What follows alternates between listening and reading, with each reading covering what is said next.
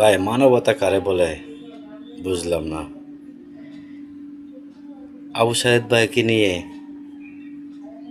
অনেক কিছু ভাই অনলাইনে শুনতে শুনতে আর ভাল লাগে না ভাই। কথা একজনের বদলাম একজন বলে কি এর বিলে কন্টেন্ট ক্রিয়েটর। আরে ভাই, যারা সাহায্য করছে তারা এখনো মন থেকে তো সাহায্য করছে। হ্যাঁ, তা চিকিৎসা করুক আর না করুক এটা তো দেখার বিষয় না।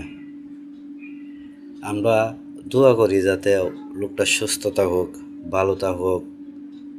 এই হিসাবে যত কন্টেন্ট ক্রিয়েটার আছে একটিয়া পারুক দুইটিয়া পারুক ভাই সাহায্য করছে। আর এগুলা লইয়া এখন অনলাইনের ভিতরে ভাই রাজনীতি শুরু হয়ে গেছে। একজনে 20 লাখ টাকা কামা, একজনে 30 লাখ টাকা কামাইতেছে, একজনে গাড়ি বাড়ি কইরা ফেলতেছে এই আবু সাইদ দিয়ে। ভাই ভিডিওটা দেখেন রাব্বি ভাই কি বলে। আগামী 6 তারিখ। এখন ভাই আমি আর কি এখন করব থেকে ভাই? আছে না বাংলাদেশে কোনো এক অমানুষের বাচ্চা সায়েদ ভাই নাকি লিভার ক্যান্সারে আক্রান্ত হয়েছে না এটা নিয়ে চ্যালেঞ্জে গেছে। আমি চ্যালেঞ্জ অ্যাকসেপ্ট করলাম। আর সায়েদ ভাই যদি কোনো কারণে লিভার ক্যান্সারে আক্রান্ত না হয়ে থাকে, তাকে জনসম্মুখে এনে পাথর নিক্ষেপ করে মারা হোক, আপনি কি এটাতে রাজি? 100% রাজি আমি।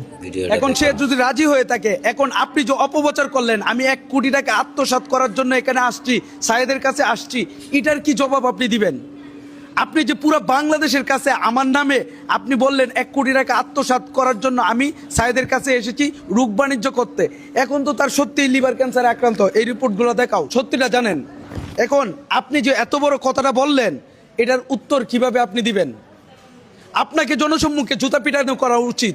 আপনি কেন এত বড় কথা বললেন? আপনি কই? আমি তো আমার কাছে 35 লক্ষ টাকা ফান্ডিং করছি, সমস্ত টাকা তারে বুঝিয়ে দিছি। জি ভাই 100%। আপনি 1 মাস পরে ছাক দিয়ে মাস ডাকার মতো একটা কাজ করলেন। আপনি বললেন 8,92,700 টাকা উত্তোলন করছেন সায়েদের জন্য।